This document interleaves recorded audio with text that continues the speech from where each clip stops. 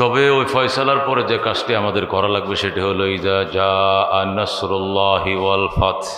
আল্লাহ বলে দিয়েছেন, যখন আসবে আমি আল্লাহর সাহায্য এবং বিজয়, যখন আসবে আমি আল্লাহর সাহায্য এবং বিজয়। ওয়ারাআইতান নাসা ইয়াদখুলুনা ফি দীনিল্লাহি আফওয়াজা, এবং দেখতে পাবেন মানুষ দলে দলে ইসলামের দিকে দীক্ষিত হচ্ছে, দাবিত হচ্ছে, অনুপ্রবেশ করছে। ওই সময় অহংকার অহমিকায় না এসে কাজ করবেন তিনটি কাজ। 1 নম্বর ফাসাব্বিহ বিহামদি রাব্বিকা ওয়াস্তাগফির, 1 নম্বর আমি আল্লাহর তাসবিহ পাঠ করবেন, 2 নম্বর আমি আল্লাহর তাহমিদ পাঠ করবেন, 3 নম্বর ওয়াস্তাগফিরহু, আমি আল্লাহর কাছে ইস্তিগফার করবেন। ইন্নাহু কানা তাওয়াবা, নিশ্চয় আল্লাহ তওবা কবুলকারী। যেরকম সুবহানাল্লাহ। ফতে মক্কার পরে, মক্কা বিজয়ের পরে এই আয়াত নাজিল হয়েছে। এই আয়াত নাজিল করে আল্লাহ রাব্বুল আলামিন মক্কাবাসীকে বুঝাইলেন, যারা বিজয়ের মিছিলে যারা ছিলেন তাদেরকে বুঝাইলেন, ওই বিজয়ের মিছিলে অংশগ্রহণ করে শোনো, ইযা জাআ নাসরুল্লাহি ওয়াল ফাত, যখন আসবে আল্লাহর সাহায্য এবং বিজয়। মুফাসসিরিন কেরাম বলেন, আল্লাহ কেমনে বলছেন শোনেন, যখন আল্লাহর সাহায্য আসবে, তাহলে বুঝে গেল যেটা হয়েছে এটা কার থেকে হয়েছে? আল্লাহর থেকে হয়েছে। ওয়াল ফাতহু, এবং বিজয়। সাহায্য দিয়ে করেছেন কে? বিজয় দিয়েছেন কে? আল্লাহ। এই জন্য আল্লাহ বলেন, ইযা জাআ নাসরুল্লাহ, আল্লাহর সাহায্য যখন আসবে, ওয়াল ফাত, এবং বিজয় আসবে, মনে রাখবো এটা আল্লাহর পক্ষ থেকে হয়েছে। কার পক্ষ থেকে? আল্লাহর পক্ষে। মক্কায় বসবাস করত আনুমানিক তখনকার যুগে 35,000 মানুষ, অথচ মদিনার থেকে আসছিল মাত্র 10,000 মানুষ। ঠিক আছে, 10,000 মানুষের সামনে মক্কার 35,000 মানুষ হঠাৎ করে লাপাত্তা হয়ে গেল, কাউকেও পাওয়া যাচ্ছিল না। শুধু রসুলের 2 চাচা হযরত আব্বাস, হযরত আবু সুফিয়ান, ওনারাই শেষ পর্যন্ত ছিলেন। কিন্তু যখন দেখলো যে নবীজির মিছিল ঢুকছে, তারাও বেরিয়ে গেলেন। আল্লাহর হাবিব তাদেরকে ডেকে আনলেন, চাচা কই যান? যাই বাবা, কই যাই তা তো জানি না, যাচ্ছি একদিকে। কেন? আমাদের পিছনে কোনো নেতা, কোনো কর্মী, কোনো সমর্থক কেউ নাই, আমরা 2 ভাই ছাড়া। আল্লাহর হাবিব বলেন, দূর দেশের মানুষ এসে আমার হাতে কালমা পড়ে আর মুসলমান হয়, আর আপনার আমার ফ্যামিলির মানুষ চলে যাবেন, কি জবাব দিবেন আল্লাহর কাছে? তখন তারা বলল, আপনার পিছু নিনে আপনি কি আমাদেরকে মাফ করবেন? রসুল বললেন, সাধারণ ক্ষমা ঘোষণা করলাম। যেরকম সুবহানাল্লাহ। আর কি চান? আর কি চান বলেন? আপনাদেরকে তো ক্ষমা করলামই, আপনাদের ঘরে যারা অনুপ্রবেশ করবে, আপনার ঘরে ঢুকছে হিসাবে আপনার ঘরের সম্মানে এদেরকেও মাফ করে দিলাম।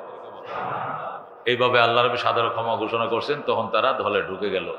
আব্বাস, আবু সুফিয়ান 2 জন নবীজির সাথে চলে আসলো। মক্কা এসে আল্লাহর হাবিব বললেন, বাইতুল্লাহর চাবিটা কার কাছে? যার কাছে চাবি সে পলাইছে, নিয়ে আসেন। ওনাকে নিয়ে আসা হলো। দরজা খোলার পরে আল্লাহর হাবিব দেখলেন 360 মূর্তি। নবীজি বলেন, চাচা এগুলো কি? এগুলো ওই সময়কার ঘটনা, যখন আপনাকে চিনতাম না, আল্লাহকে জানতাম না, তৌহিদ শিরিক বুঝতাম না, তখন এগুলো করছি। এখন কি করবেন? আপনি যা হুকুম করেন তাই করা হবে। রসুল নিজেই প্রথম বাড়ি দিলেন বড় মূর্তির গায়ে, লাতের মাথায়। লাত হইল সবচেয়ে বড় মূর্তি, এরপরে মানাত, এরপরে উজ্জা, এভাবে সিরিয়াল ক্রমে ছিল। লাতের গায়ে প্রথম আল্লাহর হাবিব বাড়ি দিলেন। এরপরে 10 মিনিটের ভিতরে সমস্ত মূর্তি ভেঙে চোরমার করে ফেলা হলো। এটা ছিল মক্কা বিজয়ের ঘটনা। আমগো দেশের কথা কিন্তু কইতেছি না, আবার দেখেন বিকৃত করেন না যে হুজুরে কইছে মূর্তি ভাঙার লাগে, নাউজুবিল্লাহ। ওরকম নয়। আমাদের ছেলেরা মাদ্রাসা বন্ধ দিয়া এই মন্দির আছে আমগো দিকে, রামপুরা মন্দির পাহারা দেই, টিভি সেন্টার পাহারা দেই। আমাদের ছেলেরা আমাদের রামপুরা ট্রাফিকের কাজ করতেছে, বুঝেন? এইগুলো আমরা করতেছি। মুসলমান আমরা, আদর্শ কাকে বলে, কত প্রকার ও কি কি। গত রাত্রে একবার পূর্ব রামপুরা ডাকাতেছে, পশ্চিম রামপুরা সজাগ। আবার পূর্ব রামপুরাকে বলছে পশ্চিম রামপুরা ডাকাতেছে, এরাও সব সজাগ। আসলে কাজের কাজে কিছু না, রিউমার ছড়াইয়া, গুজব ছড়াইয়া, মানে অস্থিতিশীল করার কি একটা পরিবেশ। সজাগ থাকতে হবে, ঠিক কিনা? মহল্লায় 2-4 জন করে সজাগ থাকলে কিছু, ওই যে আছে কিছু সেসর মেসর কিছু আছে, হিরোইনসি মিরুইনসি, এই 2-4টা দৌড় দেয়, ফেসবুকের যুগ তো, পরে পুরো ঢাকায় ছড়ায় দেয় ডাকাত মানে দেশে কোনো শান্তি নাই, দেশ শেষ, সব শেষ, যাতে ভয়ে আতঙ্কিত হয়ে অন্য কিছু হতে চায় আর কি, এগুলো করতে দেওয়া যাবে না। কতক্ষণ ঠিক কিনা? দেশপ্রেমিক সকলকেই আলহামদুলিল্লাহ দেশের জন্য আগিয়ে আসতে হবে। মোহতারাম হাজিরিন, আল্লাহ পরিষ্কার বলে দিয়েছেন, কুলিল্লাহুম্মা মালিকাল মুলক তুতিল মুলকা মান তাশা ওয়া তানজিউল মুলকা মিম্মান তাশা ওয়া তুইজ্জু মান তাশা ওয়া তুযিল্লু মান তাশা বিয়াদিকাল খায়র ইন্নাকা আলা কুল্লি শাইইন কাদির। আমরা কিছু করি না, কে করছে? কে করছে? আল্লাহ। কুলিল্লাহুম্মা, হে আমার বন্ধু দ্ব্যর্থহীন ভাষায় বলেন, হে বন্ধু বজ্র কণ্ঠে বলেন, আল্লাহুম্মা মানে হে প্রভু, মালিকাল মুলক, রাজত্বের মালিক, ক্ষমতার মালিক আপনি। ক্ষমতার মালিক কে?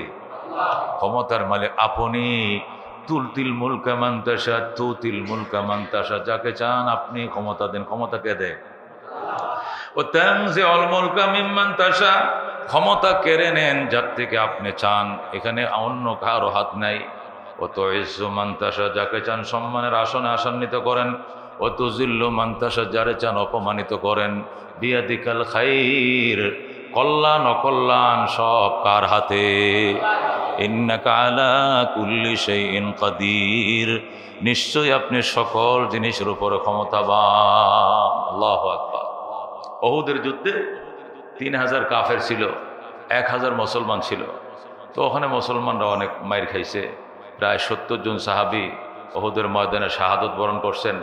নবীজির চাচা হযরতে হামজা রাদিয়াল্লাহু তাআলা আনহু, হযরতে হানজালা রাদিয়াল্লাহু তাআলা আনহু, হযরতে মুসআব ইবনে উমাইর রাদিয়াল্লাহু তাআলা আনহু, এরা উল্লেখযোগ্য নবী পরিবারের ঘনিষ্ঠ সাহাবীরা, সিনিয়র সাহাবীরা ছিলেন। তাছাড়াও সব মিলে প্রায় 70 জন। তো ওনারা যখন মারা গেলেন, নবীজি একসাথে জানাজা পড়ায়া উহুদের ময়দানে দাফন করলেন। দাফন করার পর মদিনা চলে আসলেন। সাহাবায়ে কেরাম অনেকে মারা গেলেন, পুরা মদিনায় শোকের মাতম চলছে। আগের বছর বদরে তারা বিজয় লাভ করছে, পরের বছর উহুদে তারা আবার মাইর খাইছে। এই জন্য শোকের মাতম চলছে। যারা ফিরে আসছেন তারাও হাতে গা খাইছে, পায়ে গা খাইছে, বুকে গা খাইছে, কান কাটা গেছে, নাক কাটা গেছে, নানানভাবে আহত নিহত অবস্থায়। ইতিমধ্যেই মক্কা থেকে আবার চিঠি আসছে, মুহাম্মদ প্রস্তুত হও, তুমি ঘুরে দাঁড়ানোর আগেই আমরা আবার আক্রমণ করব। এমন আক্রমণ যে আক্রমে তোমার মূলোৎপটন করে ফেলবো, তোমার শিকড় উপরে ফেলবো। আল্লাহর হাবিব সাল্লাল্লাহু আলাইহি সাল্লাম সাহাবায়ে কেরামকে বললেন, এমন এমন ব্যাপার, চিঠি আসছে, কি করা? সাহাবায়ে কেরাম এই আহত অবস্থায় লাফ দিয়ে দাঁড়ায় পড়লেন যে বাকি জীবন যেটুকু ঝুলে আছে ওইটাও শেষ করে দিব, কিন্তু ইসলামের কিছু হতে দেব না। সুবহানাল্লাহ। সাহাবায়ে কেরাম আবার দাঁড়ায় পড়লেন, এমন শক্তি দেয়া আল্লাহর হাবিবকে প্রেরণা দিলেন, আবার ঘুরে দাঁড়াইলেন, আবার যুদ্ধ শুরু হলো। আল্লাহু আকবার। এখন কাফেররা তারিখ দিছে, তারিখ মোতাবেক সাহাবায়ে কেরামের প্রস্তুতি নিচ্ছেন। হযরতে সালমানে ফারসি রাদিয়াল্লাহু তাআলা আনহু বললেন, রাসূল গো, একটা কাজ করা লাগবে। কি কাজ? কই যে ওরা যে ঢুকবে মদিনায়, তো ঢুকলে একটা পথ দিয়ে ঢোকা লাগে। মদিনার উত্তর পাশেও উহুদ পাহাড়, পূর্ব পাশেও পাহাড়, পশ্চিম পাশেও পাহাড়, 3 দিক থেকে পাহাড়, শুধু দক্ষিণ পাশ খোলা।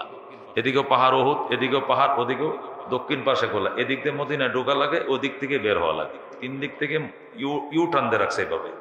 উহুদ পাহাড়টা 14 কিলোমিটার, 8.5 মাইল, 14 কিলোমিটার। এটা এভাবে মদিনাকে বুকের মধ্যে নিয়ে রাখছে। একবারে 3 দিক দিয়ে পাহাড়, এক দিক দিয়ে খোলা, দক্ষিণ পাশে। ওই দিক থেকেই ঢোকা লাগে, ওই দিক থেকে বের হওয়া লাগে, অন্য কোনো পথ নাই মদিনা ঢোকার।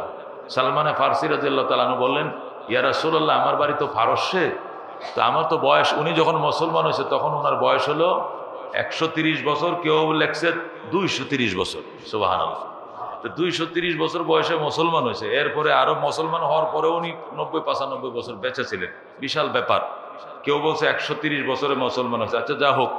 তো উনি তো পারস্য লোক, ওনার সালমান ফারসি, মানে ওনার বাড়ি ইরানে, পারস্যে ছিল। উনি বললেন, ইয়া রাসূলুল্লাহ, আগে আমরা একটা কাজ করি, এটা কৌশলে যেতে হবে, যেহেতু আমরা আহত, আমরা এই কিছুদিন আগে মাইর খাইছি, আমাদের অনেকেরই শারীরিক ফিটনেস ভালো নয়, শুধু আমাদের কৌশল অবলম্বন করতে। যুদ্ধ তো কৌশলের নাম, আল হারব খাদা, যুদ্ধ কৌশলের নাম। সাহাবায়ে কেরাম বললেন, কি কৌশল? সালমানে ফারসি বললেন, হুজুর, আমরা জীবনভর দেখেছি আমাদের বাপদাদারা রুমিদের সাথে যুদ্ধ করছে, মানে ইরানিদের সাথে সবসময় ওই এদের সাথে, ইটালিয়ানদের সাথে যুদ্ধ চলতো। ইরানিদেরকে বলতো পারস্য, ইটালিয়ানদের বলতো রুমি। এখনো তো ইটালির রাজধানী রোম, ইটালির রাজধানীকে রোম বলা হয়। তখনকার জন্য পরাশক্তি ছিল দুইটা, এটা হলো কি রোম আর এটা হলো পারস্য। এই দুই পরাশক্তি এমন যেন মার্কিন, ইংল্যান্ড এবং আমেরিকা, মার্কিনকে পরাশক্তি, তখন বলো তো রোম পারস্যকে পরাশক্তি। তো হয়তো সালমানে ফার্সির বাড়ি ছিল পারস্যে, তো উনি পারস্যরা যে রুমিদের সাথে যুদ্ধ করতো কি কৌশলে, সে কৌশলগুলো সে মদিনায় নবীকে বলতেছে, ইয়া রাসূলুল্লাহ হাবিবাল্লাহ, আমার বাড়ি তো পারস্যে, আমি জানি কি কৌশলে রুমিদের বিরুদ্ধে আমাদের সেনারা যুদ্ধ করতো। রসুল বলেন কি কৌশল? আমি সবসময় দেখেছি পরিকা খনন করতো, পরিকা খাল খনন করতো। তো খাল দেখিয়া ওরা এসে আর তীর ধনুক নিয়ে খালের মধ্যে নামার সাহস পাইতো না, এপার থেকে খালের পারে দাঁড়াইতো, ওই পার ওলারা নিচে নামলেই ওখানে জাহান্নামে পাঠায় দিত, আর খাল থেকে উঠার সাহস কেউ পাইতো না। লন আমরাও খাল খনন করি। রসুল বলেন এটা কি করে সম্ভব? উহুদের এই মাথার থেকে এই মাথা, এই 3 দিক থেকে তো ইউটার্ন, মাথা এটার থেকে এই মাথা কতটুক, পরে মাপা হলো প্রায় 8 কিলোমিটার। কয় কিলোমিটার? 8 কিলোর মতো, 8.5 কিলোর মতো। আল্লাহ হাবিব সাল্লাল্লাহু আলাইহি ওয়াসাল্লাম মাপাইলেন, মাপানোর পরে বললেন যে 12 হাত 12 গজ খাল পরিকা খনন করো। হযরত সালমানে ফার্সি বলেন পরিকা খনন করা শুরু হয়ে গেল। তখন মদিনায় দুর্ভিক্ষ ছিল, অভাব ছিল, পেটে পাথর বেঁধে এর বড় বড় পাথর কেমনে ভাঙবে, ওখানে তো মাটি না যে মাটি কাটতে খাল কাটবে, পাথর কেটে খাল খনন করা কঠিন ব্যাপার। বর্তমানে যে আধুনিক মেশিনপত্র, বিভিন্ন ড্রেজার মেশিন, বিভিন্ন এই মেশিনপত্র তো তখন ছিল না। তো এইগুলো শুরু হয়েছে পরীক্ষা খননের কাজ, আল্লাহর হাবিব উদ্বোধন করে দিলেন। আর সাহাবায়ে কেরাম জিহাদের বায়াত করাইতে লাগলেন, আর কবিতা পড়তে লাগলেন, নাহানুল্লাযীনা বায়াউ মুহাম্মাদা আলাল জিহাদে মা বাকিনা আবাদা। সাহাবায়ে কেরামকে রসুল এই কবিতাগুলো শিখাইতেছিলেন, সাহাবায়ে কেরাম কবিতাগুলো পাঠ করতেছিলেন। আর এই পাথর পরীক্ষা খনন শুরু হয়ে গেল। হঠাৎ করে খাল খননের কাজ প্রায় শেষ পর্যায়ে চলে আসছে। এই 12 মাইল রাস্তা কাইটা 8 মাইল রাস্তা কাটছে, যেটা 12 গজ প্রস্থ, বিশাল খাল, শুধু 3টা বড় প্রস্তর, বড় পাথর, এক একটা কয়েক টন করে। এই পাথরগুলো ভাঙতে পারতেছিলেন না সাহাবায়ে কেরাম। তখন আল্লাহর হাবিবের কাছে আসলো, ইয়া রাসূলুল্লাহ, এখানে আপনার হাতের বরকতের টুক্কা না দিলে এটা ভাঙা যাবে না, আপনি আসেন। রাহমাতুল্লিল আলামিন সাল্লাল্লাহু আলাইহি সাল্লাম বললেন, হাতুড়ি দাও আমার কাছে। হাতুড়ি দিয়ে ভাঙতে গেছে পাহাড়, হাতুড়ি দিয়ে পাহাড় ভাঙা যায়? হাতুড়ি নিয়ে গেলেন, আল্লাহ রাসূল সাল্লাল্লাহু আলাইহি সাল্লাম বিসমিল্লাহ করে টুক্কা দিলেন, সাথে সাথে বিশাল বড় পাথর 2 টুকরা হয়ে যায়। সুবহানাল্লাহ। 2টা টুকরা হওয়ার পরে ওখান থেকে একটা ঝলক, একটা ঝিলকি, একটা বিজলি বের হয়। বিজলি বের হওয়ার পরে আল্লাহর হাবিব চোখটি বন্ধ করে বলেন, আল্লাহু আকবার, আল্লাহু আকবার বলে চোখটি বন্ধ করে দিলেন। তো সাহাবায়ে কেরাম বলেন, হুজুর আল্লাহু আকবার বললেন, কি দেখলেন? ও দেখছি রে বাবা, আমি দেখছি আমার হাতে রোমের নিয়ন্ত্রণ এসে গেছে। সুবহানাল্লাহ। পরে আরেকটা পাথর, ওইটাতে বাড়ি দিলেন, ওইটা 2 টুকরো হলো, আবার বিজলি বের হলো। আল্লাহর হাবিব বলেন, আল্লাহু আকবার, আল্লাহু আকবার, আল্লাহু আকবার। সাহাবায়ে কেরাম বলেন, হুজুর এখন কি দেখলেন? দেখলাম যে পারস্যের নিয়ন্ত্রণ আমার সাহাবীদের হাতে এসে গেছে। আল্লাহু আকবার। এরপর একটা ছোট পাথর ছিল, এটার মধ্যে আবার আঘাত করলেন, এটাও 2 টুকরো হয়ে গেল, আবার মাঝখান থেকে বিজলি বের হলো। ঝিলকি দেখে নবী আল্লাহু আকবার বললেন। সাহাবায়ে কেরাম বললেন, হুজুর এখন কি দেখলেন? এখন দেখলাম ইয়েমেনের রাজধানী সানার নিয়ন্ত্রণও আমার সাহাবীর হাতে এসে গেছে। সুবহানাল্লাহ। এই ঘটনাগুলো যখন যাচ্ছে, যা হোক, এই হলো ঘটনা। এই পর্যন্ত হওয়ার পরে এই প্রস্তরগুলো সরানো হলো, যুদ্ধ শুরু হলো। যুদ্ধের ময়দানে দেখা গেল কাফেররা আসছে মদিনার থেকে, ওরা আসছে 10,000। কয় হাজার? 10,000। সাহাবায়ে কেরাম ছিলেন 3,000। এটাকে খন্দকের যুদ্ধ বলা হয়, কোরআনের ভাষায় বলা হয় গজওয়ায়ে আহজাব। সূরাতুল আহজাব নামে একটা সূরা আছে কোরআন শরীফে 21 পারায়, সূরাতুল আহজাব। এই যুদ্ধকে কেন্দ্র করে, এই যুদ্ধের নামেই একটা কি সূরাই অবতীর্ণ করেছেন 21 পারা, সূরাতুল আহজাব। এটাকে গজওয়ায়ে আহজাব বলে আরবিতে, আর আমাদের এই দক্ষিণ এশিয়ার ভাষায় বলা হয় খন্দকের যুদ্ধ। খন্দক মানে ফরিকা, খাল ফরিকা। খন্দকের যুদ্ধ মানে ফরিকা খননের ঐতিহাসিক যুদ্ধ। তো এই যুদ্ধের মধ্যে কাফেররা তোরা জানে না যে এইরকম খাল কাটার কৌশল তো মক্কা মদিনার মানুষের, আরবদের জানা থাকার কথা না। এটা তো রোম পারস্যরা এই কাজ করে। তো রোম পারস্যের মানুষ তো এখানে নাই, এরা ফরিকা খনন করবে কোত্থেকে? এটা মক্কার মানুষ কল্পনাও করে নাই। কিন্তু যখন তারা আসলো, এসে তো ব্যারিকেডের সম্মুখীন, এসেই দেখে সাহাবায়ে কেরাম খালের এই পালে পজিশন নিয়ে দাঁড়াইছে, ওই পারে ব্যারিকেডে পড়ে গেছে কাফেররা। এখন হযরত আলী রাদিয়াল্লাহু তাআলা আনহু বলেন, আসো আসো, পার হয়ে এদিকে আসো, এদিকে আসো। এখন কাফেররা আসে না, আসো একজন নামো। খালি প্রথম ওদের একটা বীর বিক্রম বড় সিপাহী ছিল কাফেরদের, সে যখন নামলো, হযরত আলী রাদিয়াল্লাহু তাআলা বলল, তোর জন্য প্রথমেই ডান হাতটা ব্যবহার করা ঠিক না, বাম হাতে একটা দিলেন। খুব ওটা ওই সময় ওখানেই এই খালের ভিতরে জাহান্নামে চলে গেছে। আল্লাহু আকবার। এরপরে ওরা আর এই খালের এপারে আসার সাহস পায় নাই। প্রায় 21 দিন পর্যন্ত এখানে একটা ব্যারিকেড দিয়া তারা ছিল আর কি, ঘেরাও অবরোধ করে রাখছিল সাহাবায়ে কেরামকে। এমন অবস্থা 21 দিনে সাহাবায়ে কেরাম তো বুঝতে পারেন না যে এতদিন যুদ্ধ সময় দিতে হবে। 21 দিন পর্যন্ত ব্যারিকেড দিয়ে রাখছে। সাহাবায়ে কেরাম আনুমানিক 7 দিনের মতো খাবার নিয়ে মদিনার থেকে আসছিলেন। মদিনার মূল ফটক থেকে খন্দকের ময়দানটা 3 কিলোমিটার হবে। আমি এবারও গেছিলাম খন্দকের ময়দানে। খন্দকের ময়দানটা মদিনার মসজিদে নববীর থেকে মাইল 3 হবে আর কি। তো ওখান থেকে এখানে আসছেন ওনারা, 7 দিনের খাবার নিয়ে আসছেন। এখন হয়ে গেছে 21 দিন। যখন 21 দিন হয়ে গেল, এখন তো সাহাবায়ে কেরামের খাবার টাবার সব ফুরিয়ে, একটা খেজুর নাই, এক ফোঁটা পানি নাই, বিরাট খারাপ অবস্থা শুরু হয়ে গেল। সাহাবায়ে কেরাম আল্লাহর হাবিবের দরবারে বলেন, ইয়া রাসূলুল্লাহ, হাবিব আল্লাহ, আল্লাহকে আমাদেরকে সাহায্য করবেন না? আল্লাহ রাব্বুল আলামিনকে আমাদেরকে সাহায্য করবেন না? মাতা নাসরুল্লাহ, মাতা নাসরুল্লাহ, কখন আসবে সাহায্য, কখন আসবে সাহায্য? সাহাবায়ে কেরাম চিৎকার মারতে শুরু করলেন। সাহাবায়ে কেরামের সুরের সাথে সুর মিলাইয়া নবী নিজেও শুরু করলেন, মাতা নাসরুল্লাহ, মাতা নাসরুল্লাহ। হঠাৎ জিবরাইল এসে গেলেন, এসে বলেন, আলা ইন্না নাসরাল্লাহি করিব। জোরে আল্লাহু আকবার। আলা ইন্না নাসরাল্লাহি করিব। আমার বন্ধু শান্ত হন, আমার সাহায্য তিনি কোটে। এই আয়াত নাযিল হওয়ার পরে জিবরাইল আয়াতটা দিয়ে ফেরত গেলেন। সাথে সাথে হযরতে ইসরাফিল আলাইহিস সালাম, যিনি ঝড় তুফান বৃষ্টি বাদলের নিয়ন্ত্রক, যিনি ওই ডিপার্টমেন্টের উপদেষ্টা ছিলেন হযরতে আল্লাহু আকবার ইসরাফিল আলাইহিস সালাম, যিনি সিংহা ফুৎকারের দায়িত্বে। হযরতে মিকাইল আলাইহিস সালাম, তিনি ছিলেন ঝড় তুফান বৃষ্টি বাদল নিয়ন্ত্রণের দায়িত্বে। হযরতে আজরাইল আলাইহিস সালাম, যিনি মানুষের জান কবজের দায়িত্বে।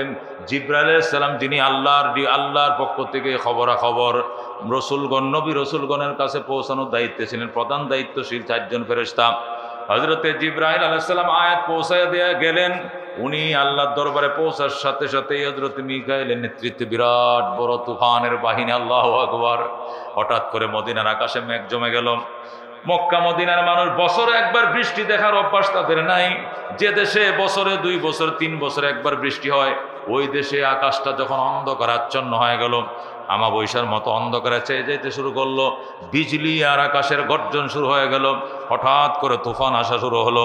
তুফান এসে বেঈমান কাফেরদের উটগুলোকে বাতাসে যখন উড়াইয়া নিয়ে যাইতে শুরু করলো, উটগুলোকে আঙ্গায় নিয়ে যাইতেছে বাতাসে। খেজুর গাছের পাতাগুলো বাড়ির মাটির মধ্যে বাড়ি খাইতেছে। তখন আবু সুফিয়ান ডাক, দেখো আয় রে আয়, গেলে আয়, মুহাম্মাদের খোদার আযাব নেমে গেছে। আল্লাহু আকবার। 21 দিনের মাথায় আল্লাহর সাহায্য যখন এসে যায়, বেঈমানরা যে যেদিক পারে সেদিক পালায়।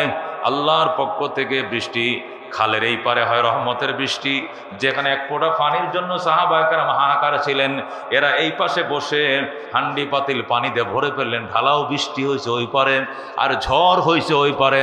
মাঝখানে শুধু একটি ফরিকা, ওই পাশকে ধ্বংস করে ফেলছে, এই পাশকে রহমতের বৃষ্টি দিয়ে আল্লাহ সায়লাভ করে ফেলছে। সুবহানাল্লাহ। এই জন্য বন্ধু, অপেক্ষা করতে হয়, ও বন্ধু ত্যাগ দিতে হয়। দিন জিন্দা হতি হ্যায় হার কারবালা কে বাদ, দিন জিন্দা হতি হ্যায় হার কারবালা কে বাদ। কারবালা সারা, বিসর্জন সারা, রক্ত সারা আল্লাহ মান্নত কবুল করে না। যেন মহতারাম হাজিরিন, আল্লাহ দেশের জন্য যেটা কল্যাণ, সে সুস্থ কল্যাণ, ভালো ন্যায়, এবং যেটা দেশের জন্য জাতির জন্য আল্লাহ যে সুন্দর ফয়সালা সেটি করুক। যেরকম আমিন।